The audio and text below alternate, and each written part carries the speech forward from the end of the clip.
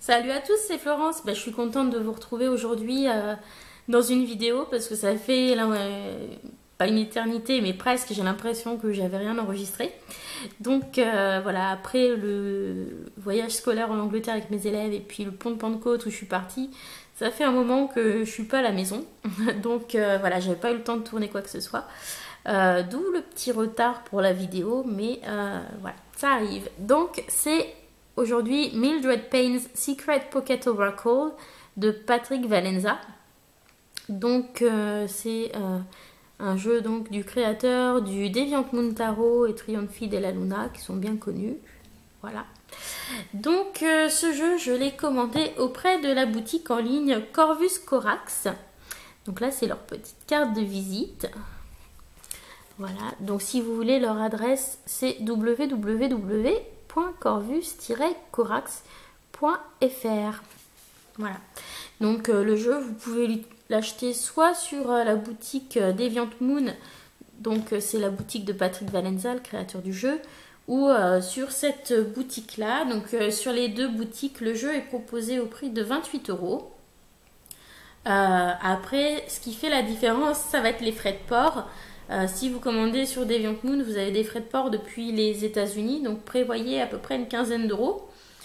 Si vous commandez sur Corvus Corax, vous avez deux options, soit le retrait à leur dépôt, soit en colissimo. Donc moi quand j'étais sur la page, j'ai voulu cliquer pour avoir des informations, pour savoir où était leur dépôt, ça marchait pas. Donc du coup j'ai pris le colissimo et en fait il se trouve que leur dépôt est à Amiens, à 20 minutes de chez moi. Donc voilà, le retrait à leur dépôt est gratuit, donc bon, pour la prochaine fois je le serai.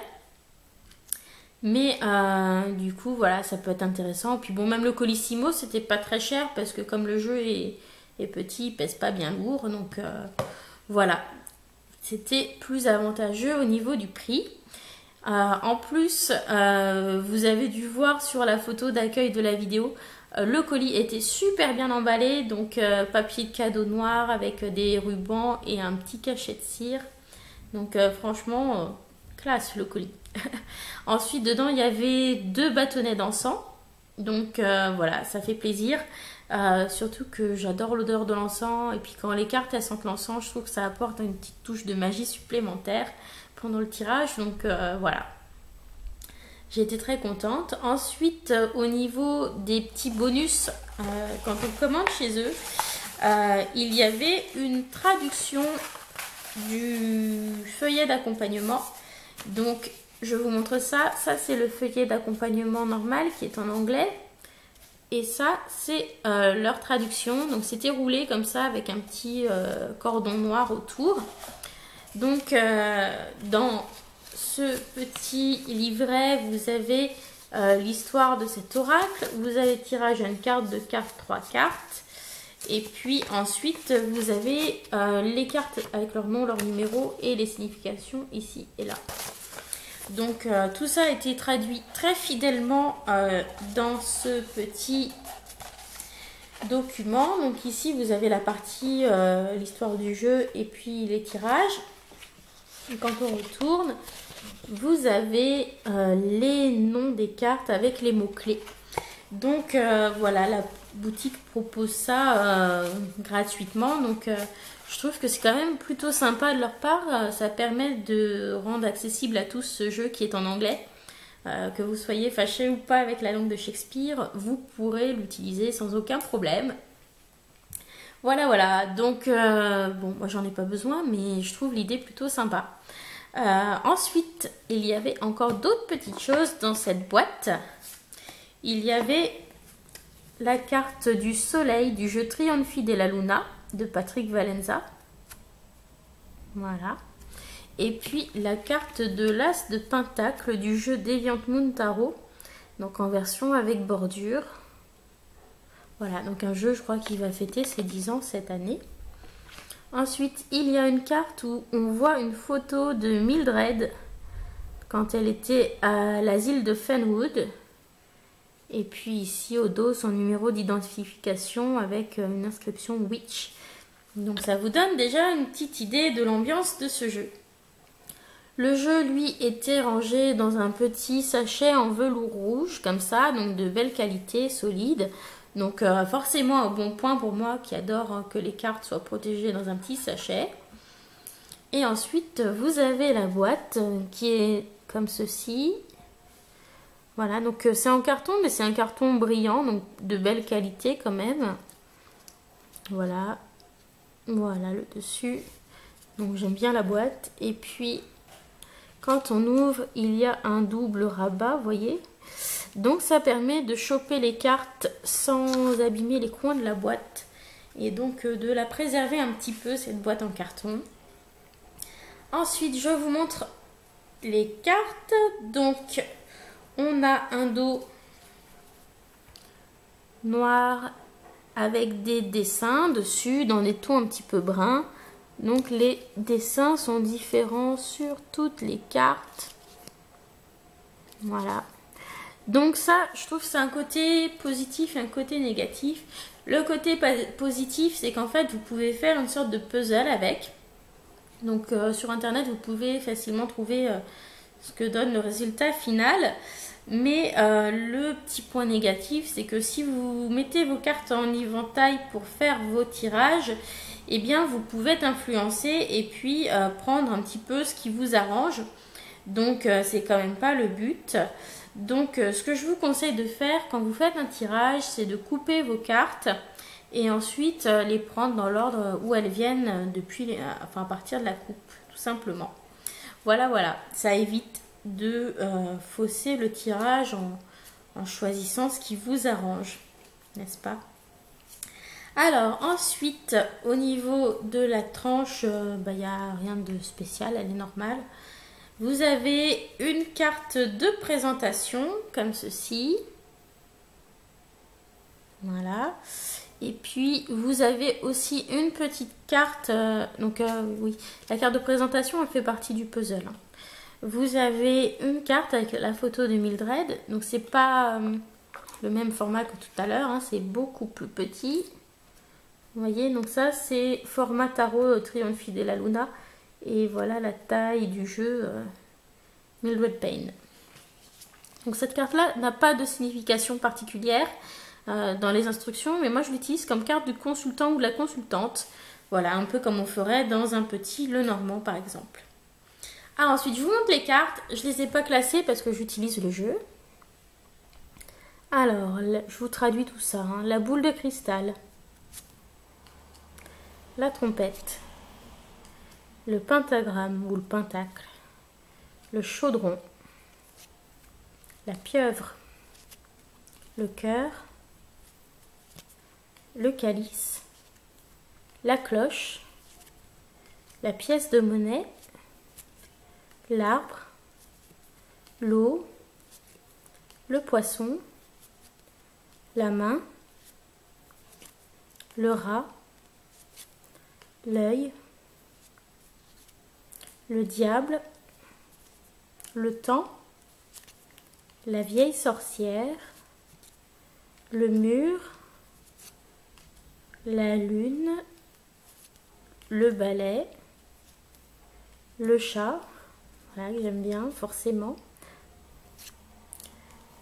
la maison, le sang, le serpent, la poupée, le parapluie,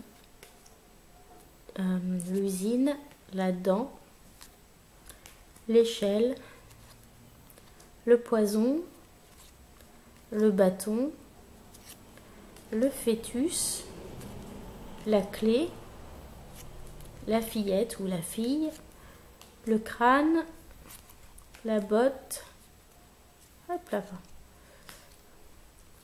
le miroir, le feu, l'orage, c'est ce qui tombe en ce moment chez moi dehors, le garçon, l'oreille, la bougie, l'araignée, voilà, on va vite la passer, j'aime pas trop, Ankh, le soleil, le papillon de nuit, crow, donc c'est une corneille, bon ça a été traduit le corbeau, mais bon, on va pas chipoter,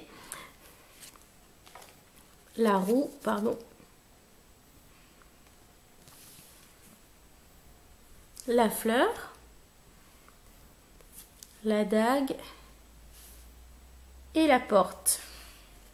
Voilà. Donc ce que j'aime bien dans ce petit jeu, bah, tout d'abord c'est son format.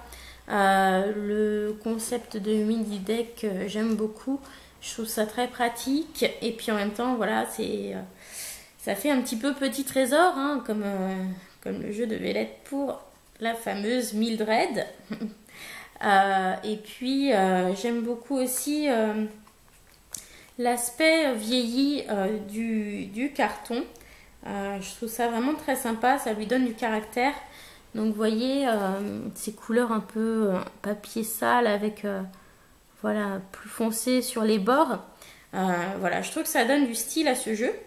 Ensuite, j'aime bien les dessins très simples avec des contours épais comme ça. Ça me fait penser un peu aussi au monde du tatouage traditionnel. Donc voilà, j'aime bien cet univers-là aussi. Donc du coup, voilà, c'est une esthétique qui me plaît vraiment bien. J'aime beaucoup aussi l'écriture qui est utilisée, que ce soit pour les nombres ou pour les mots. J'aime bien aussi les taches de sang qu'on retrouve sur de nombreuses cartes. Voilà, donc il y en a qui sont coloriées, puis d'autres qui font vraiment taches comme si elles étaient tombées dessus, vous voyez, comme si ça avait taché le papier. Voilà, le sang, voilà, je trouve ça très réussi. Et puis ça donne vraiment une sensation un petit peu de jeu avec une esthétique un peu comme le gothique américain. Donc voilà, un petit peu inquiétant, voilà, je trouve ça sympa. Et puis c'est aussi un jeu que vous pourrez associer avec d'autres jeux comme le Petit Lenormand ou le tarot, parce que ça reprend de nombreuses cartes ou de nombreux symboles en tout cas de ces jeux. Donc par exemple dans le Petit Lenormand, ben, on retrouverait la maison, la clé, le cœur, l'arbre. Quoi d'autre? Le poisson. On peut retrouver aussi le garçon et la fille pour l'homme et la femme. Le fœtus pour l'enfant, pourquoi pas. On a la lune, on a le soleil, on a le balai qu'on retrouve des fois sur la carte du fouet et de la verge. Maison, j'ai dû le dire, on a le serpent. Qu'est-ce qu'on a encore? Enfin voilà.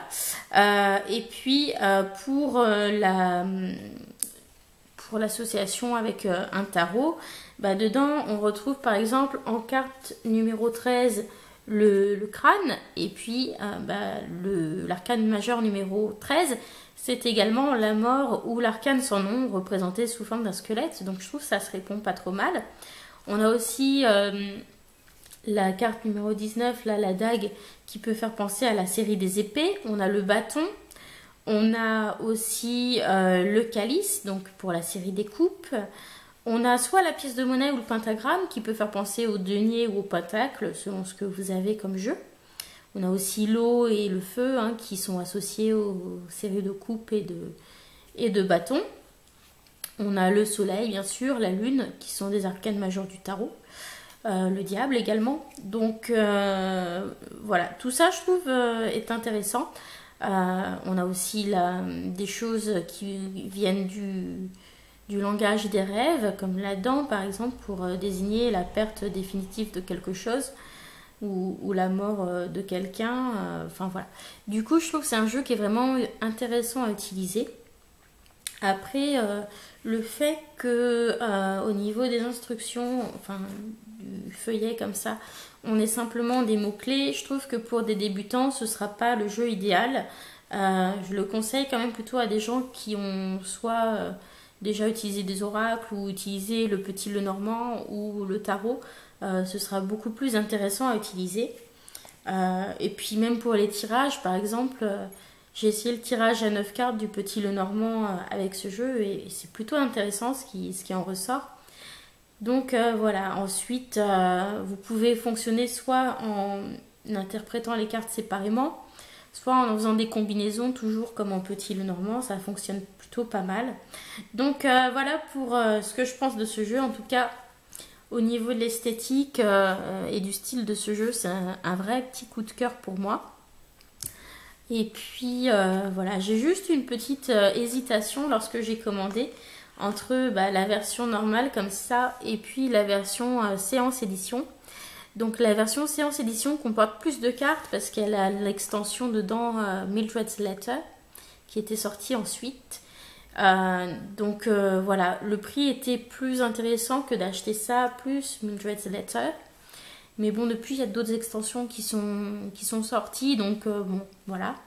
Et puis, au niveau des couleurs, je trouve que celui-ci a beaucoup plus d'impact que la séance édition qui est dans les tons bleus, assez monochrome. Et puis, bon, c'est sympa que la version séance édition réfléchisse la lumière noire, mais j'ai pas la lumière noire chez moi, du coup, ça perd un petit peu de son intérêt. Donc voilà, du coup, c'est vrai que tout ça a fait que j'ai fini quand même par prendre plutôt la version originale, celle-ci. Et puis, je pense que j'achèterai les extensions, hein, bien sûr. Mais voilà, en tout cas, je pense que les deux versions sont très sympas quand même. Mais vraiment un coup de cœur pour l'esthétique de celui-ci. Donc voilà, c'est tout pour ce petit jeu. Et puis là, j'ai pas d'autres jeux pour l'instant à vous présenter, mais ça devrait pas trop tarder parce que mon anniversaire arrive bientôt. Voilà, donc en attendant, la semaine prochaine, je pense, je vous présenterai des petits livres que j'ai achetés à propos des pierres et puis du tarot. Et puis, je vous ferai peut-être quand même des petits tirages des énergies parce que celui que j'avais fait, je pense, vous a bien plu. Donc voilà. Je vous souhaite à tous une belle journée, enfin si le temps est avec vous, puis en tout cas de passer de bons moments. Et puis voilà, je vous fais plein de bisous. À la prochaine!